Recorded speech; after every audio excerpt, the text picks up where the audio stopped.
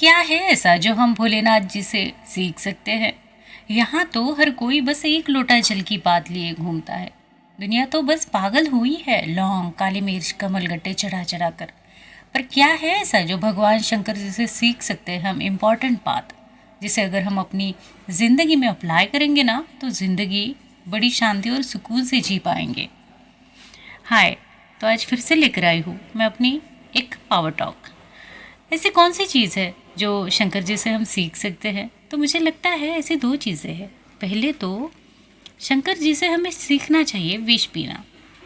अब मैं ये तो नहीं कहती कि बाज़ार से विष मंगाओ और पी लो, नहीं। मेरा कहना ये है कि भगवान शिव की तरह हमें भी क्रोध रूपी विष, अहंकार रूपी विष और कुछ विष हमारे जीवन में ऐसे भी आते हैं।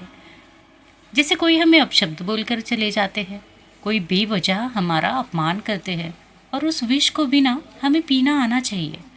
और ये शिवजी से सीखने वाली बात है। मतलब अपने मस्तक को हर हाल में ठंडा रखना सीखे। और शायद इसीलिए शंकर जी के मस्तक पर माँ गंगा का वास है। और हाँ, शंकर जी के मस्तक पर चंद्रमा का भी वास है जो शीतलता देता है। तो शीतलता रखना सीखे स्वभाव में।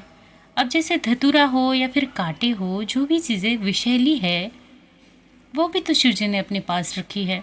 तो ज़िंदगी में ना कड़वा बोलने वाले लोगों को वक्त के साथ एक्सेप्ट करना सीखिए और आगे भी बढ़ना सीखिए इन लोगों के साथ। तो क्या पता कल आप भी उस विष प्राशन करने वाले नीलकंठेश्वर जैसे बने। और वैसे तो हम सभी महादेव की संतानें हैं। उन्होंने तो कालकूट विष पीकर अपने गले में, अपने कंठ में धारण कर लिया था, और इसीलिए तो उन्हें नीलकंठेश्वर के नाम से भी जाना जाता है। अब दूसरी सीखने वाली बात यह है कि मन सहित विष खाई शंभु हुए जगदीश। और तुम दो चार बातों को सुनकर, दूसरों की चुगलियाँ, दूसरों की दो चार बातों को सुनकर अपने पेट में नहीं रख पाते हो, उगल देते हो।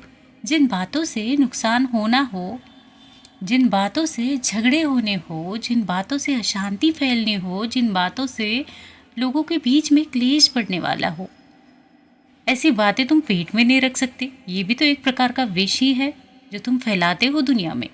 हाँ, तुम शंकर की पूजा सावन में करते हो, जल भी चढ़ाते हो, बेल पत्र देते हो, धतूरा, सफ़ेद फूल, न जाने कौन कौन से चंदन लगाते हो, और पता नहीं क्या क्या प्रसाद में चढ़ाते हो, रुद्र अभिषेक करवाते हो। पर भगवान शंकर के गुण कहाँ सीख पाए आज तक, कहाँ उतर पाए अपने अंदर?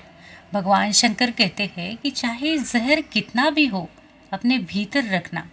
जहर बांटने की चीज़ है ही नहीं, अमृत बांटते फिरो, क्योंकि हम अमृत के पुत्र हैं। और इस पृथ्वी पर हम आए भी तो इसीलिए है ताकि सबको समर्पित कर पाए, सबको अमृत बांट पाए। नहीं तो अमृत से मिठास बातों में घोल कर एक दूसरे के साथ जी पाए। तो क्यों ना जहर पीकर हमने अमृत बांटना सीखना चाहिए। बातें अच्छी लगे तो सब्सक्राइब करना मत भूलना। हाँ।